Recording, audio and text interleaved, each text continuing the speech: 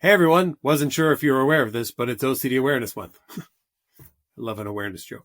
Anyway, welcome to OCD Awareness Month. I hope that you have a great time in terms of being able to celebrate the fact that we are bringing awareness to what OCD is and trying to break the stigma of OCD.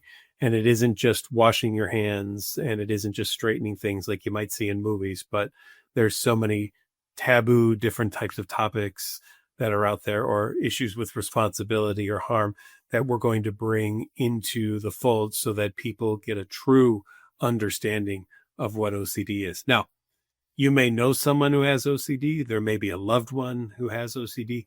You yourself may have OCD, but no matter what it is, even for those of us who treat OCD, it's a personal thing for all of us. And that's because for myself, I've spent my entire professional career helping people with obsessive compulsive disorder. And in fact, next year, when I hit August of next year, I will have spent half of my life treating obsessive compulsive disorder.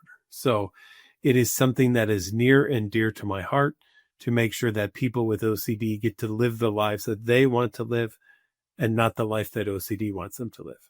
And I want everyone to be fully aware that there's nothing too taboo, nothing too personal to talk about when we're discussing obsessive compulsive disorder. Nothing's off the table. OCD wants to tell us that it is, but that's just simply not true.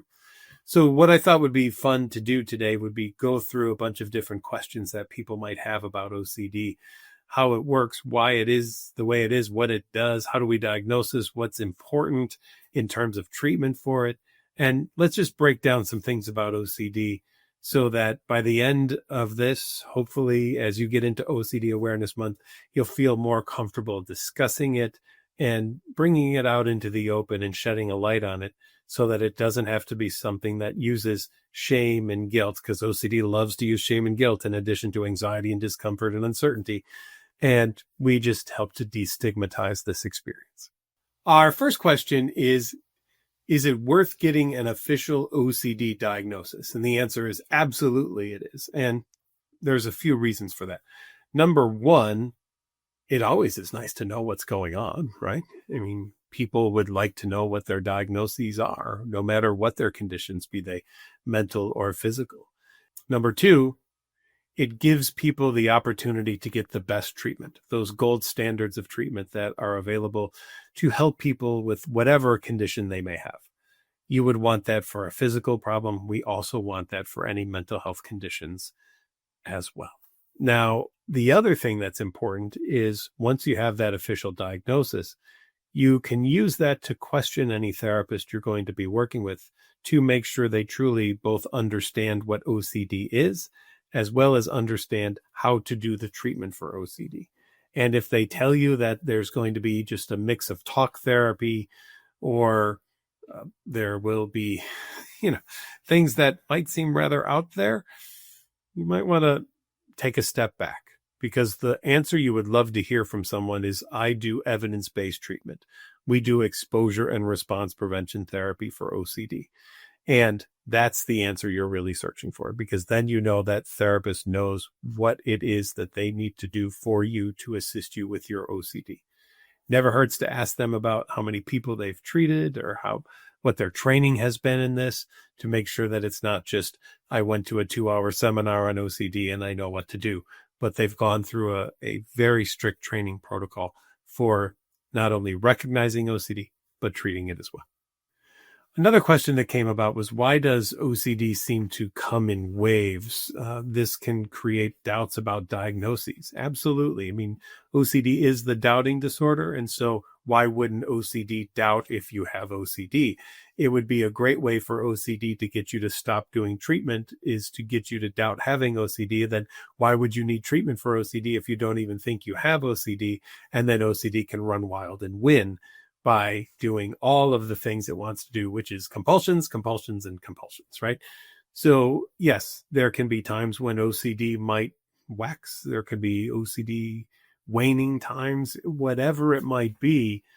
Know this: you always want to be applying your ERP exercises to yourself. And I suggest that people do a purposeful ERP exercise every single day.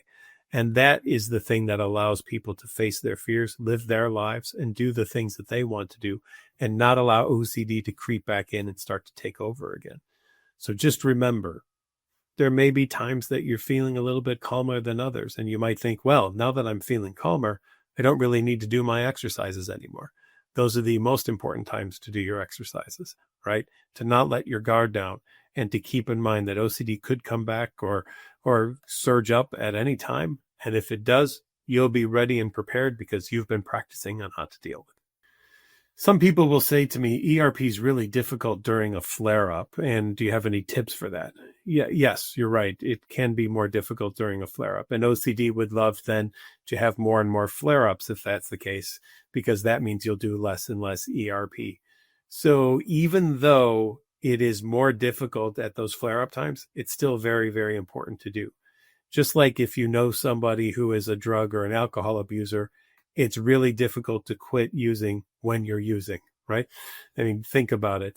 As if you hadn't been drinking for quite a while and then there's a big stressor and then you start drinking again, it makes it harder to quit, right? Because you're back into the experience. Same thing with OCD, right? And we know that those flare-ups are so convincing. What will people tell me is it feels so real.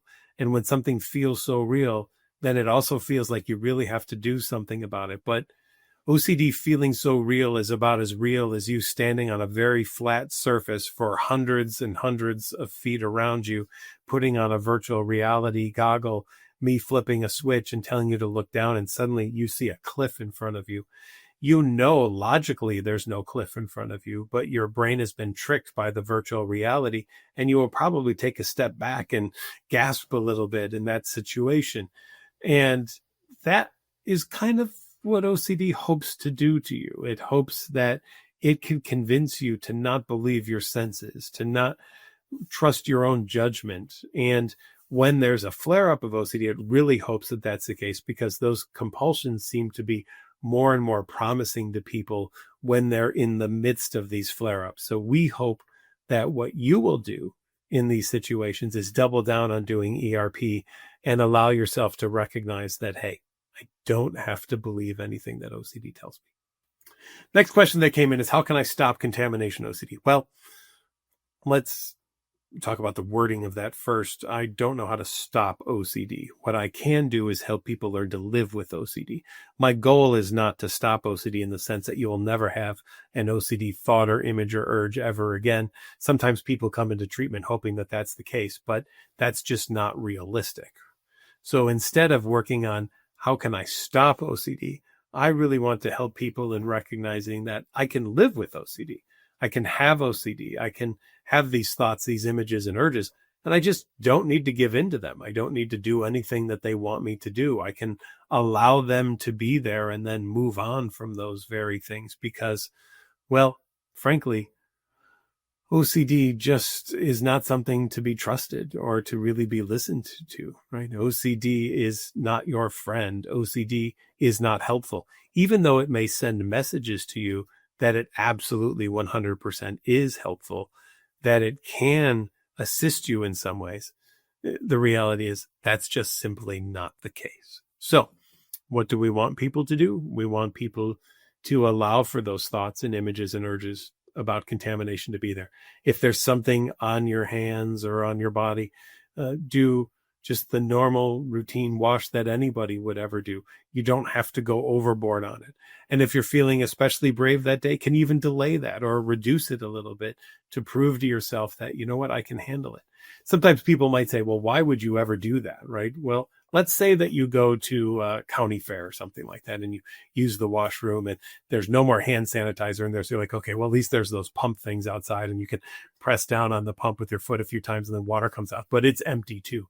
Do you walk around the fair like this until you find something? Or do you do what a lot of people will do? It'd be like, just, all right, well, I guess I'm going to wipe my hands in my pants and then go out and do my day. That might be what you do, right? Because that's what people have done for a long time. I mean, think about farmers even just 100 years ago who were working in fields and digging around in dirt and everything and brought their lunch out with them and probably all they had was some water in a canteen, and maybe that's all they did was pour a little water on their hands to get some of the excess dirt off, and then they ate their food, right? They didn't seem to all just die because of that, right?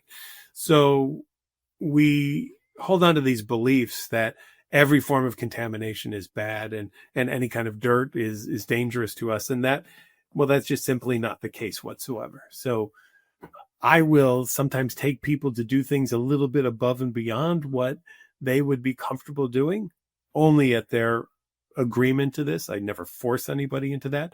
But if you want to be here and you can take it to here, then even if you relapse a little, you're still above where you wanted to be. So that often becomes my goal for a lot of the treatment that I do. People like to ask what some good advice is for rumination and checking behaviors. There's a few options there. Number one, we keep in mind what are the things that we want people to do. First of all, we'd like to reduce the checking if at all possible. So that's where we'll start. And then maybe we could delay the checking. Instead of doing it right away, maybe we wait a few minutes for it. If we go in and violate that, if we don't delay, if we don't reduce, then we can undo the checking. We can go back and say, unlock that door purposely and then lock it and then walk away again and give ourselves another opportunity to practice that very thing. Sometimes what I've even done for people that I've worked with for a long time is we might even add a response cost, right? Someone once was checking some things and they wanted to stop, and we were trying to find the motivator to do it because they knew it wasn't helping them, but it was really drawing them to do it. And it was hard for them to go to sleep, and they would get out of bed and they would check. So we decided that we would put a quarter into a jar if they got out of bed and checked when they had agreed to themselves that they did not want to do that anymore. And then at the next session, and again, they were in total agreement with this, they took those quarters and they mailed them to the opposite political party for which they were voting for. And that was enough to anger them. That 75 cents was enough to anger them to stop getting out of bed and doing that. So I'll find the motivators that I need to help people stop doing certain types of behaviors that they want to stop, right? That they recognize are not helping them, are getting in the way. Sometimes there's enough internal motivation for that. Sometimes there's some external motivation that we want to do in that situation. And if that's the case, great. Let's utilize that, right? Let's do that thing to try to help somebody stop doing what OCD wants them to do so that they can live that life that they want to live. In terms of rumination, when you discover that it's happening, well, what can we do to undo it? So if we discover that we're going over something over and over, and then what ifing, and what if I did this, and then maybe I did that, you can always undo it with a simple phrase like, oh, actually, I hope I did that. Or I'll be lucky if that happens, or something like that, which will be uncomfortable, obviously, for people as they're sitting with that. But isn't that ultimately what we want for OCD treatment? Is we want people to sit with that discomfort and learn that I can handle it. And in fact, let me change that to live with that discomfort and handle it, because I don't want people to take that word sit literally and think he said sit with it, so I'm going to sit in a chair and wait for it. No, I want you to live with it. I want you to go about in day-to-day life with doubt and uncertainty like the rest of the world does. I will drive later tonight, and I have no guarantee that I will get where I'm going with any kind of safety whatsoever. I could get into an accident. I could run someone over. I could get hit. I could die in a car accident. All of these things are possible. And I don't say that to sound sensational. I just say that I accept the fact that every time that I drive, this is a possibility. But OCD says possibility equals probability, which therefore means it is highly probable if you go out and drive that something terrible will happen. And I recognize that, no, that's just simply not the case. I accept the fact that whenever I do anything, even walk up and down a flight of stairs, it is possible that I will fall, right? It is possible when I turn on the gas for tonight for the stove for dinner that there could be a surge of gas. I recognize that we live in a world of possibility, and I cannot be in control of any of it. So I just hope that the people around are doing the jobs they need at the gas company to regulate it, the electrical company, the water companies, the sewer companies, that things won't back up into my home, all of these things. And I try to do things like when I'm going up or downstairs, pay attention to the fact that I'm going up and downstairs and not be on my phone or carrying things in both of my hands and not using the railing or something of that nature. Are we ever going to be 100% safe? No. Does OCD want us to be? Yes. Can we learn to live without that? 100%. And that's really what we want to do. We want people to learn that you can handle not having the absolute guarantees that OCD demands. No matter if it's in a physical thing or even if it's in your head and you're ruminating, trying to find an answer to something, we will work together on being able to recognize it's okay not to know. My best advice for somebody struggling with phobias, as the question posed was, how do I get help with phobias, is to face those phobias, to face those fears. I don't know how you overcome the fear of an elevator without getting on an elevator. I don't know how you overcome the fear of driving without driving. You learn that you can handle the thing. You never have to like elevators. You never have to like driving. You never have to like throwing up or being around people who throw up. But you can learn that you can handle it, right? So in the case of emetophobia, which is the fear of throwing up or seeing somebody throw up, it's one of the biggest fears that I've seen in my career, like of a phobia type of experience.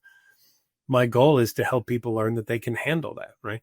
We might watch videos of people who are throwing up. We might look at pictures of puke that are on the street or something of that nature. I don't have to make people go throw up. I mean, that's not where I need to go. I just need people to know that they can handle a trigger to something like that. They can hear sounds of somebody throwing up. They can see pictures of it. They can watch videos of it. And it doesn't have to mean that they're going to throw up also, or that they will get sick from this experience, something like that. They also don't need to be afraid of a stomach ache or getting ill because they might throw up. If they do, they'll be able to figure out how to handle it, right? If throwing up was actually dangerous, then there would be a massive campaign out there to try to prevent people from throwing up. But reverse peristalsis, or throwing up, is basically the body's way to get rid of something inside of us that it doesn't think that we should have inside of us, right? Which maybe is somehow upsetting to us or to our system in some way. And therefore, I'm not here to stop anyone from ever throwing up. I'm going to help people learn that they can handle it if it ever does happen. What's the best way to get over the fear of food allergies? Well, I'm not going to tell you to go eat the thing you're allergic to. Let me just make that statement. But what you can do is learn how to let people know about your food allergy. If you go to a restaurant, you can sit down, and when the waiter comes over, you could say, before ordering, I just want you to know I have this food allergy.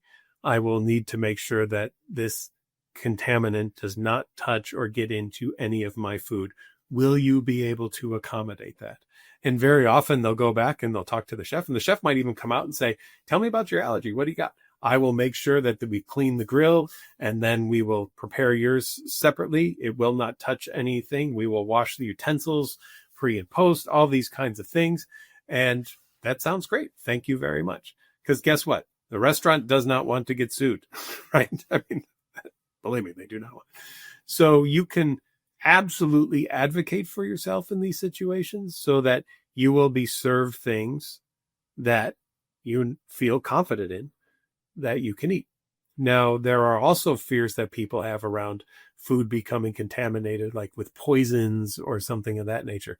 What if that's not salt in the salt shaker, but it's arsenic or something like that, where people will want to check that and over again. And that's where we can do some really good standard ERP with people and take a look at, we're just going to have to work on taking the risk, right? We don't have to go test the salt every time to see if somehow it was swapped out with poison in some way. We don't have to watch everybody once they've used the salt shaker really, really significantly to see, okay, is anybody gurgling? Is anybody dying or something of that nature? No, we can just let that be there. We can let that thought or that image or urge be there without having to do something to try to neutralize that or make that go away in some way. How can I heal from magical thinking? I'm so tired. One of the reasons that people get tired with this is because they keep searching for any kind of proof that their magical thinking might be true or real.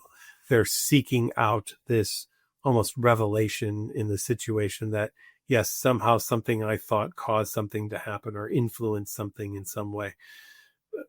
Now, tangentially, we could probably always find something for that, right? For example, when I was a kid, there was a guy cutting down the tree in my backyard, and that was the tree I used to climb, and I really liked that tree. And I was very angry that this tree was being cut down, but the tree was dead. I mean, there was no doubt about it. It was a dead tree. And my parents wanted it gone so that they could do some landscaping and everything. But I was sitting in the back room of our house looking out the window and watching this guy climb up the tree and cut off 2-foot sections and then shimmy down and cut off. And I was just wishing for him to fall out of the tree. And then he did. And that was awesome, I thought, because yay, he's not going to cut the tree down anymore. But he just got back up and he climbed back up the tree and he continued. So since then, I have made the attempt. Anytime I see anyone in a tree anywhere, I've wished for them to fall out of it. No one else ever has, meaning it was either a one-time gift of mine or it's just a coincidence, right? And boy, does OCD love a coincidence. And when there is a coincidence like that, OCD says, maybe it was us. Maybe we did something about it. And it feels like somehow we have a power over something. We can make something happen with our thoughts, right? Our brains cause things to occur.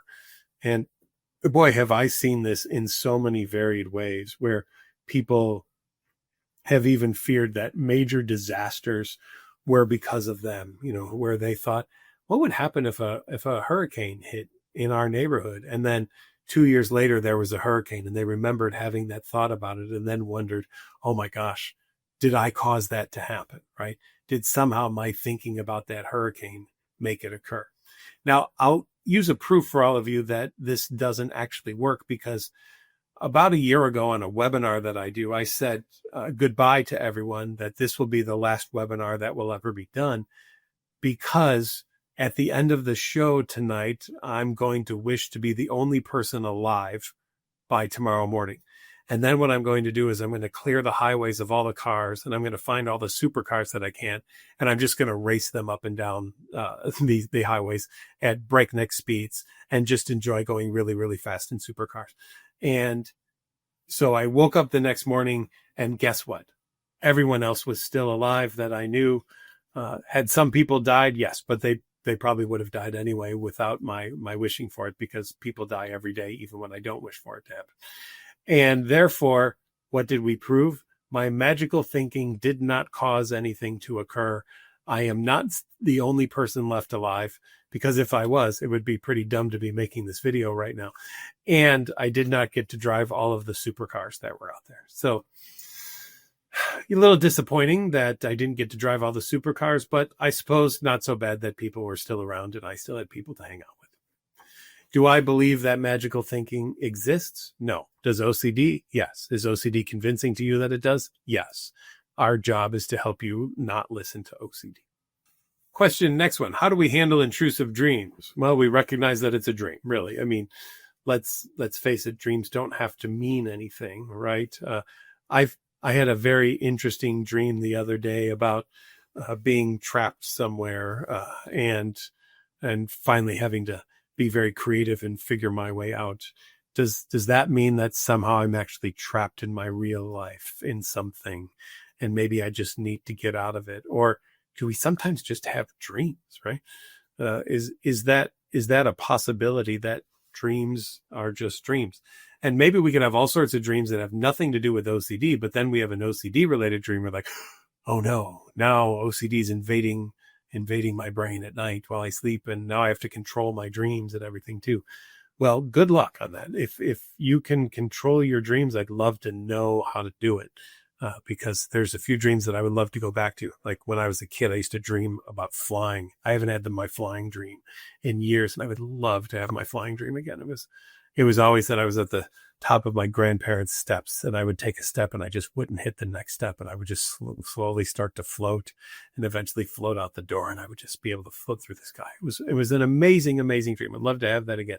So could anyone teach me how to do that, to bring that one back? Well, I could just start to think about it a lot, and maybe then it would. And wouldn't it be interesting that the thing that's on my mind most during the day would be something I would dream about? Oh, like maybe OCD things, right? So why would I be shocked to have anything occur in a dream that would be related to OCD, when OCD is the most important, quote unquote, thing that I think about all day long? What's the best way to overcome intrusive thoughts and false memories? Allow them to be there and do nothing to try to neutralize them or figure them out. which will sound odd or strange, I understand, but it's exactly what we want for people, right? We want people to know that you can handle whatever thoughts or images or urges you have, that memory is not absolute, right? Elizabeth Loftus, great psychologist who did all sorts of work on memory, showed us that memory is not absolute. Memory is not photographic, right? Unless you're one of about 50 people in the world who do seem to have some kind of photographic memory. Mary Lou Henner's one of them. She was on Taxi. Great interview with her. You can watch her talk about things. But the vast majority of us do not have that, right? In fact, I can remember, and I've had this discussion on webinar, I remember the morning my grandmother died, the phone rang and I answered the phone, and it was my grandfather and he wanted to talk to my mom. And I got my mom and she got the phone, and then, she got dressed quickly and ran out of the house. My mom remembers it that she answered the phone and that I was in bed. Which one of us is correct? I believe I am. She believes she is.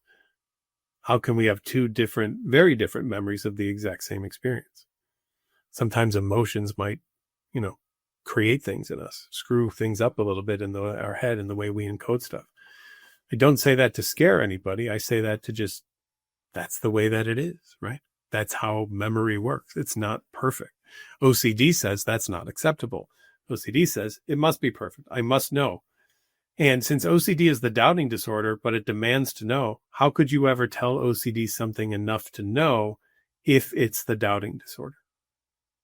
Think about that one for a while. What's the difference between OCD and OCPD? Well, OCPD isn't the greatest name for it. Is obsessive compulsive personality disorder. And it's more a style of being, which there's a great quote I heard once, which think of it this way. Why don't you go sit in the corner and color? I'll take care of it and do it, because you can't do it the way that it's supposed to be done. And that might be one way to think about how it's like to live with OCPD, right? I'm correct. You're not. It's not a narcissism thing where I'm better than everybody else. I mean, there could be some of that, but it's not that necessarily has to be out flaunting it. But there's this notion that nobody else could quite do it the right way, the correct way. It needs to be done this certain way in order for anything to be okay. In OCPD, there's no actual obsessions or compulsions. So it goes back to an old idea of OCD where people just had to be very absolute and kind of perfectionistic, and that's the only way for someone with OCD to be. But we now know of all these other subtypes of OCD. So as not to go Freudian on you, but anal retentive personality disorder might have been a better name for it than obsessive compulsive personality disorder.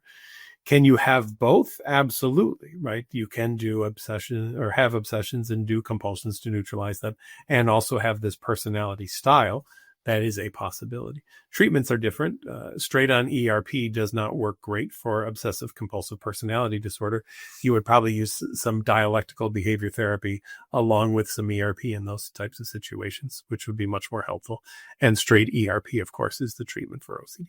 Someone asked about intrusive thoughts, wondering, aren't those just for post-traumatic stress disorder? No, because if you look at the definition of an obsession, it's a thought, image, or urge that someone might find intrusive, unwanted, inappropriate, and that they attempt to neutralize in some way.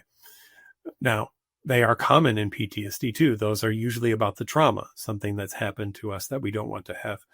To quote Edna Foa, Dr. Foa, who's one of the just leaders in the field of ERP and exposure and response prevention types of treatments. I loved her quote, which is that PTSD is the fear of a memory. And this idea that when we've had a traumatic experience and we have these nightmares or flashbacks, we're trying not to think of them because we don't want to conjure that memory back up again, because that memory brings about fight, flight, or freeze responses, right?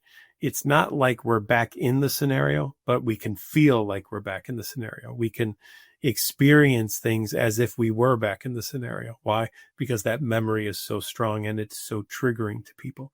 So once people learn that they can handle the memory of something, they often have fewer and fewer intrusive thoughts about it. And in a similar way, once people learn that they can handle their intrusive thoughts without answering with compulsions, then we see the OCD start to fade away also.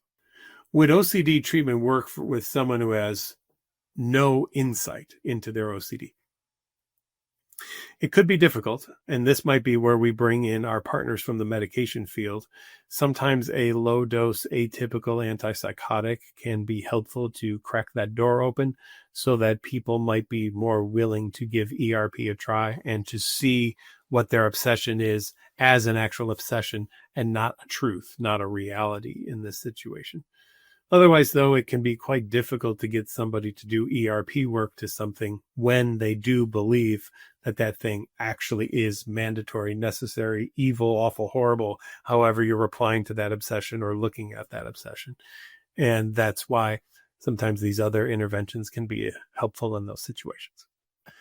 Someone asks, my doctor says that ERP doesn't work for 40% of patients with OCD, and he thinks that I'm in the 40%. What can I do?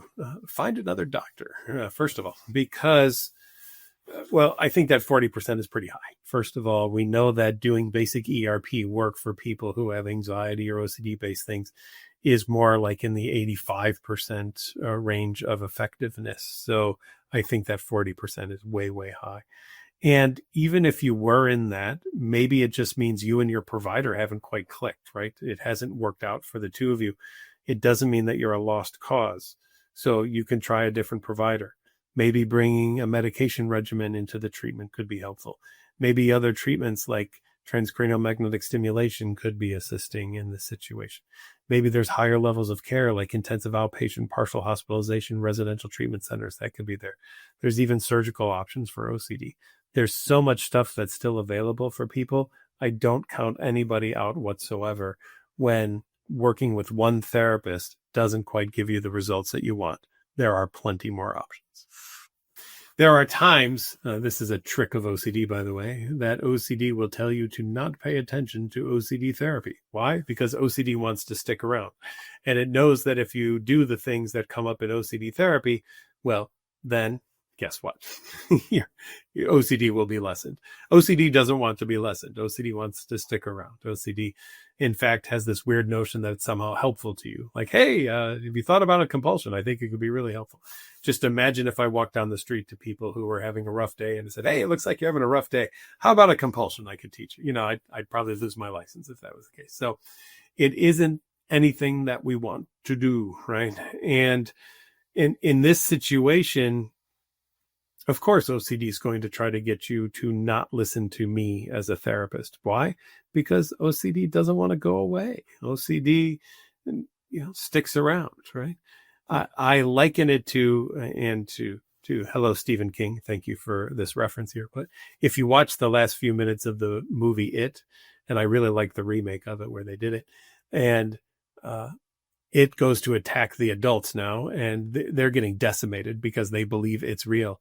And then Mike says there's more than one way to make somebody small, make them believe they are, right? Just this idea that, and it, it's like, small? Me? No, I'm the eater of worlds, and goes to hit them and can't. Guess what? Once they stopped believing in it, it lost all of its power. So is OCD really powerful? No, because I've treated OCD for so many years that I've absorbed all of the intrusive thoughts and images and urges of the people I've worked with. I promise if I'm ever on a staircase with any of you, I'll think about throwing you down the stairs. And the reason is I've treated so many people who have a fear of what if I throw somebody down the stairs that I can now no longer take stairs or escalators or anything without contemplating the death of everybody on them. I will never do it. As far as I know, I have no desire to do it. I can't guarantee that I will never do it, but I've no desire to it. So I don't think that I will. But is it possible? Yeah, of course, it's possible.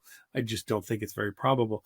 And so in this situation, I can learn to just allow those thoughts and images and urges to be there. And that's exactly what I try to teach people in treatment as well. That just because we have a thought, image, or urge doesn't mean that it has to mean anything whatsoever. Someone asked, why get better when we might actually just be in somebody's silly board game? Like this is the Matrix or some kind of simulation for existential OCD. And here's the thing, we might, right? I have no guarantee that this is real. I have no guarantee that 100% for sure all of you are actually out there listening. Maybe I'm just wearing a virtual reality goggle right now, and Cynthia, my producer for this, is just a computer program, and all the other people who have been helping out with writing these questions and gathering things are all also computer programs, and I'm the only one alive. Maybe actually am the only one alive. I did wish for that once on that webinar one time. It is a possibility that came true, but I was slipped into a VR simulator once everybody else was gone by some weird power, and now I'm just living in the simulator. I can't know for sure, and I don't really need to. I don't care. I'm going to just continue to live like this and be happily ignorant of whether this is a simulation or a reality. And I just don't know. And I can be ignorant of it, knowing that there would be no way to actually prove it either way 100%. And until you can prove something 100%, only then will OCD let it go. And since there's nothing that we can prove 100%, OCD will never let it go. So I choose to let go of OCD instead of let go of anything else. Some people want some tips for allowing to live in discomfort instead of sitting in or feeding the compulsions. Well, here's something you have to think about. When do you want to feel better? Do you want to feel better now? And if so, you'll do a compulsion. Do you want to feel better later? And if so, you'll not do the compulsion, allow yourself to learn that you can handle the discomfort that not doing the compulsion brings about to your life. Those are your two choices, right? It is one or the other. So what do you choose? Option A, do a compulsion and at least feel better, even maybe just for a millisecond, and then have to do the compulsion again to get better for another millisecond, and then do it again for another millisecond, and so on and so on. Or option B, I'm going to allow this discomfort to be there, and then I'll learn that I can handle it. I may hate it for a while. It might really suck, but that's okay, because that's the only way to learn that I can handle this experience. And once you've learned that you can handle it, again, you don't have to like it. It doesn't have to be comfortable. You just know that you can handle it. Well, I bet you see OCD decrease. How do we deal with dissociation during imaginal exposure scripts? It makes the ERP less effective if I dissociate in some way. Well, then I'm going to reduce the scripts down to things that won't lead you to dissociating. It might even just be a few words. Maybe it's a syllable or something, but I'm going to start there, and I'm going to build back up and adding things very slowly and gradually to this until you're able to get through the experience without some form of dissociation. I might also do some interoceptive exposure exercises. These are exercises designed to help you learn that you can handle physiological sensations. So maybe the dissociation starts with some feelings of numbness or tingling sensations. Well, what if we created feelings of numbness and tingling sensations and taught you that you could handle them and that those things didn't need to lead to dissociating? Then maybe you wouldn't dissociate so much anymore if that's the case. So we can add in these exercises, these physical exercises, these things that people do in order to practice these absolute feelings that might be uncomfortable and learn they're just feelings. They're just sensations. That's all that they are. What should I do if I'm fearful to talk to my counselor about real event OCDs and memories? If you're afraid to talk to your counselor, I'm concerned because it means you don't trust them. You don't trust them, or you don't really believe that OCD could encompass absolutely everything, because it can, right? OCD can encompass absolutely everything. But if you're not wanting to talk to a therapist about a certain thing because you think they won't understand, I think it might be best to find a different counselor, right? Or to bring that into the therapeutic relationship and say, here's my concern. I have something that I want to tell you, but I'm concerned about it. And I think that a conversation is necessary in that situation with that therapist so that they can work with you on opening up about this thing. What I don't want them doing is giving you a ton of reassurance about it, right? But I think that it is worth the conversation in order to get people to feel that it is okay to talk about these things. I can have this conversation with someone. I experienced something very traumatic and my OCD is telling me it's my fault. ERP ideas, please. Well, first of all, when was this? If it was within the last 30 days, it might be acute stress disorder. And so we might do some exercises to help you with dealing with a stressor that's occurred within the last 30 days. If it's more than 30 days, then we'll assess to see if it's post-traumatic stress disorder. If it is, we'll do prolonged exposure therapy to help you learn how to live with the memories that you have of that experience and not be so overwhelmed or fearful of the memories or anything that triggers the memory. And if it's obsessive compulsive disorder, well, just because it tells you it's your fault doesn't make it true or real, and will allow you opportunities to learn that that's the case, right? I could turn on the news right now and see something happen in another part of the world and say to you, I think that was my fault. And you could say, oh, no. And I said, no, I really do. I really believe that was my fault. I really believe that I'm the reason why that happened and that I should have done something to prevent that from occurring. Do you think at all you would be able to convince me that it's not my fault? Absolutely not. Right. Just like I wouldn't be able to convince you 100% that your OCD isn't true right off the bat. You have to learn that. And how do you learn that? By doing exposure and response prevention therapy. And you would want the same for me. Okay, maybe there was a link. Maybe there wasn't a link. Are you willing to take that risk? Oh, I don't know. I mean, people seem to be dying. And what if my thoughts somehow caused it to occur? Well, let's think of something good, right? Will that make it occur? No. Oh, my OCD only makes bad things occur, not good. Oh, interesting. So it's not in total control then, is what you're saying. Because if it was in total control, it could also make good things happen instead of just bad things. Interesting. How does something that isn't in total control actually cause anything to occur, right? We could walk down that path a little bit. I'm not going to get too deep into a discussion of it because I want you doing ERP around it.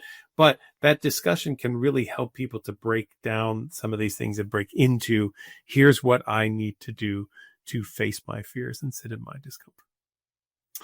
What do we think should be added to an OCD celebration other than tea and cupcakes?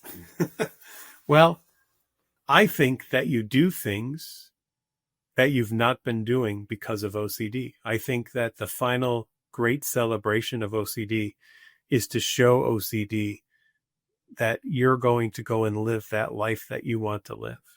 And you're going to do all of the things that OCD told you not to do, that OCD told you to stay away from, to be afraid of.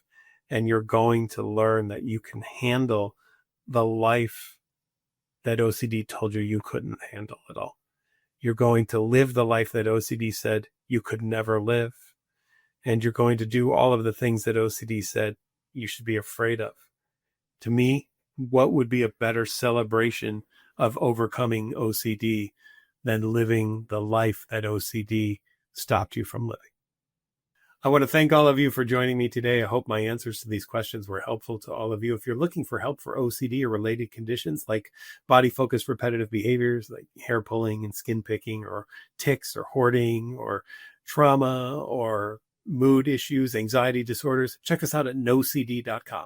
That's nocd.com, where we have a team waiting to talk with you, and we have therapists available, licensed, specialized in your area to be able to treat you for your condition. So again, check us out, nocd.com.